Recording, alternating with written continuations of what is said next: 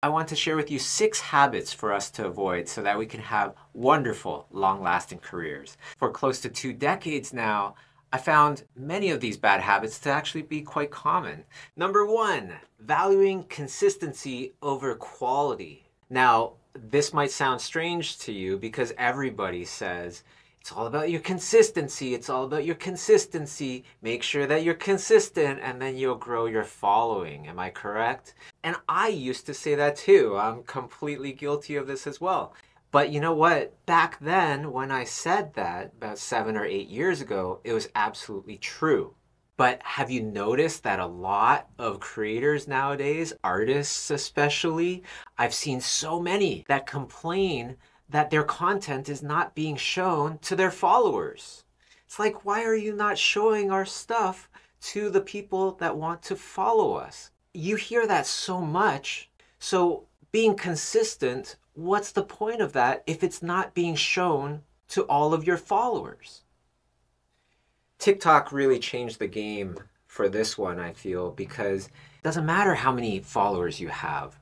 I'm on my TikTok and I'm scrolling through the version that says for you, curated content for you kind of thing. And I would see posts of people that I do not follow where there's very little views, there's very little comments, there's very little likes.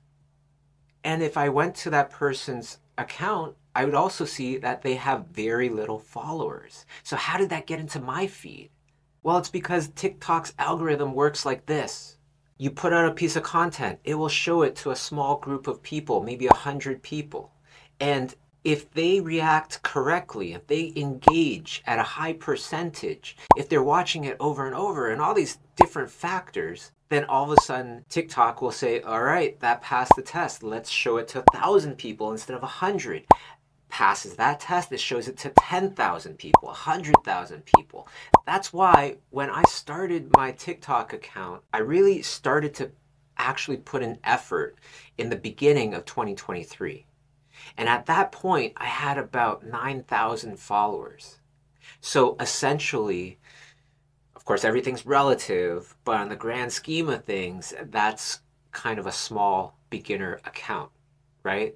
And from there, in 1 year, now my TikTok account has grown, going from 9 to 250,000. Now that I've gone through the whole TikTok thing and starting my new YouTube channel, I feel absolutely confident that if I had to start all over, which pretty much I have, I'd be able to get to the same amount of followers in actually a fraction of the time, starting from 0. The number 2 habit to avoid, getting information from only one source. You don't want to do that because if you're just learning from one person or one book or just one course, then you become essentially a watered down version of that person. And think of it this way, the more info that you get, the more knowledge we get, and the higher chance of evolving to a level that perhaps wouldn't be reachable any other way. Many of them you wouldn't even really guess. The other day I was just talking about the influences in my own career. Who do you think the influences are of this artist? Because, for example, one of my big influences from very early on was Sergio Aragonés. His art is very different from what I do. Or is it?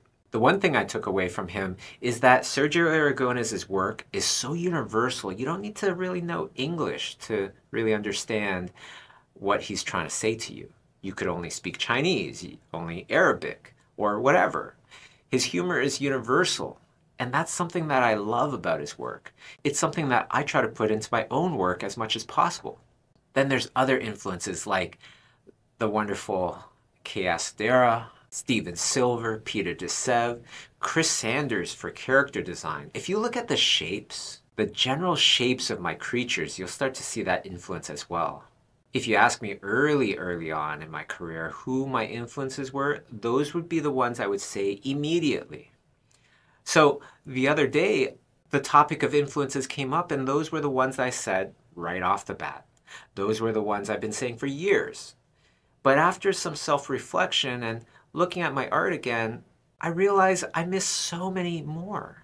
because I just kept picking up these influences. I kept sprinkling the things that I loved about their art into my cauldron of style, so to speak. And just like a wonderful, big, gorgeous soup, you're only putting in the ingredients that you like to eat, which makes that soup reflect you and your personality in a way.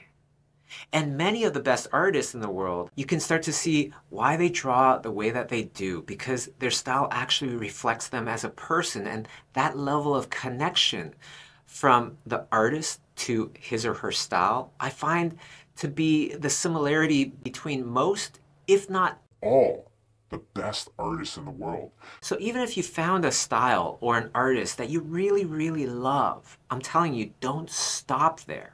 Keep going. And this is really hard for me to say because I'm also a teacher. So as a teacher, naturally, I would want to take credit or ownership for molding the students and making them awesome, and then developing them into wonderful, amazing artists. But the best way that I can do that is to tell them, this is how I do things. These are my thoughts behind my process. But please do not stop there. Learn from other people. How do they do things? That's how we're going to become really, really great artists. Generally, the third habit to avoid is being all about business 24/7. I've always prided myself for my efficiency. I'm always trying to be more and more efficient. Always trying to do things in a quicker, better, faster way. For example, I tend to have a lot of meetings with very high-profile artists and trying to help them create their Schoolism classes. Now, these are people that are extremely busy people that have a ton on their plate, a lot on their schedule, so I try to make it as easy as possible. Try to make the meetings as short as possible. So then I would just make it all about business. You know, let's talk about task 1, task 2, task 3. How did they go? Do you need any help? What's the next thing that you're going to work on? And even though this can be very effective to produce work, I think in the long run, it's still really important to work on your personal connection as well. I found that with some people, they want to talk about personal stuff with me and just everyday stuff. So I would do that. I found that over time, I felt closer to those people than I did with the others, where I would just go bang, bang, bang, bang, bang. What task? Let's do it. Let's get it over with. Do this, do that. Okay, we're done. It's all about business. But to get anything done, many times that personal relationship becomes a super important part of the overall success that you'll have in a project or a career with tasks that don't involve other people. Yeah, I would totally be all about business. Let's go, let's get it done. But now, when I'm talking with people, I make sure that I try to get to know them better. Let them have an opportunity to get to know me better as well. This way, not only are you building stronger bonds between people, but you're also getting to know them better, which will help you with work as well. Some people, you want to give them perhaps very strict criticism. Some people, you want to really compliment them and encourage them and try to pick them up. Some people, when you pick them up too much, they think that they already arrived and they don't have the motivation to push even further. So by getting to know people on a personal level, you'll be able to know what will move them better, what to avoid, and everything in between to make whatever it is that you guys are trying to do more efficient and more effective. Number 4, one of the big habits to avoid is getting jaded. Now, a lot of times this usually happens to more like the veterans in the business. They've been in the business for like 10 years or more, and they kind of hate it. But I've also seen this with many just students even. They're getting jaded super quick. One priceless piece of advice came from one of my absolute artistic heroes, Brenda Chapman, the first ever female director for animated films to win the Oscar. And she said, focus on those things that you love, and you'll have a much better time and ability to enjoy the project that you're on. Something else that I do to keep myself from being jaded is feeding my artistic soul. Every few years, Kay and I will take some time off to do a gallery show. It's a chance for us to get away from it all, to go back to making completely independent art, to go back to traditional painting and drawing, and just do something completely different and fun from our everyday work that we usually do. But of course, not everybody has the ability to do a gallery show. But every day, we have an opportunity to make our own art. And then there's things online, like in October, Inktober, and there's sketch dailies, Mermaid, where everybody draws a different mermaid for the month, and many others. Now, sometimes this advice might not work completely. I was going through my own slump with my own art earlier in the year, and that's because everything that I wanted to paint, even for myself, I didn't like it. And most of all, I didn't like any of the ideas that I was coming up with either. I didn't feel like they were exciting enough for me to really put my heart and soul and effort behind it. The solution that I found for this problem was that I just started to learn something. I took a lesson. I'm not just trying to learn by myself. I'm taking instructions. How did they think about things? I try to learn that. Hopefully, it comes with assignments too, because then it gives you kind of parameters of what you can draw, what you can paint, and then it becomes much easier to come up with good ideas that you can get behind, or perhaps they supply the idea for you, and you're just trying to learn the techniques and apply them correctly. That's wonderful, because all of a sudden, so many other questions go out the door. What should I paint? How's the idea? Do I like the idea? Things like that. It all goes out the door, and you can just do what you've been instructed. A lot of times that becomes very energizing. It's great for the artistic soul and will keep you away from being jaded. Number 5, don't stop learning. Learning is the ultimate antidote for most, if not all, the different problems you'll have in your art career. Even people that have a bad attitude, to a certain extent, they can draw and paint amazingly, they will still get jobs. But of course, it is much better if you don't have a bad attitude. If you never stop learning, people will notice you more. It's this never-ending cycle that we want to go towards. Being a person that is constantly learning. I'm always taking a class. I'm always diving into a new book. It's more than just practice. I do that as well. But I'm always looking for more information, more lessons, constantly leveling up. And even if you start off with very little skills in the beginning, if you are a person that adopts this one trait, never stopping your learning, always putting in that effort, always putting in that time to level up your knowledge, you will have a successful career. You will become an amazing artist because so few people keep doing this. Number 6, studying something just once, right? Doing a study. Many of us artists, we do studies and we'll paint maybe something from life, maybe a photograph, maybe a painting, maybe a still frame from a movie that we liked.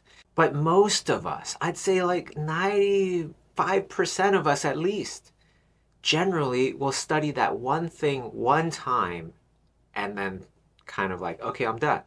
And check, off to the next thing. I used to do that too. And that's why when I went to art college, I was literally one of the worst students there. And it wasn't until I changed this habit of mine that I actually became one of the best students in my year. Why is that? It's because when you study things more than once, you start to pick up on things that you forgot before. You start to see the things that will be important to you if you were to do something similar in the future.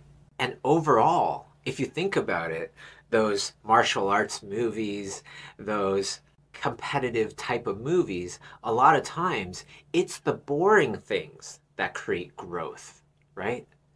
Put on the jacket, take off the jacket, wax on, wax off, from the different Karate Kid movies, you know, and then all of a sudden they grow in their skill levels dramatically. And there's truth to that. And I've done this where you're just studying one painting, one subject, one specific lighting scenario over and over and over again. And then all of a sudden you've jumped levels noticeably from studying just one thing. That's how many artistic nutrients are in every study that we do pretty much. If you get a really good subject or a really good painting and things like that, there's knowledge in there. And to take just one bite, just to do one study, is literally like ordering a beautiful, priceless meal, taking one little bite, and then throwing the rest away, saying, I ate it. And if you like these tips, be sure to subscribe because I'm already working on more videos like this one.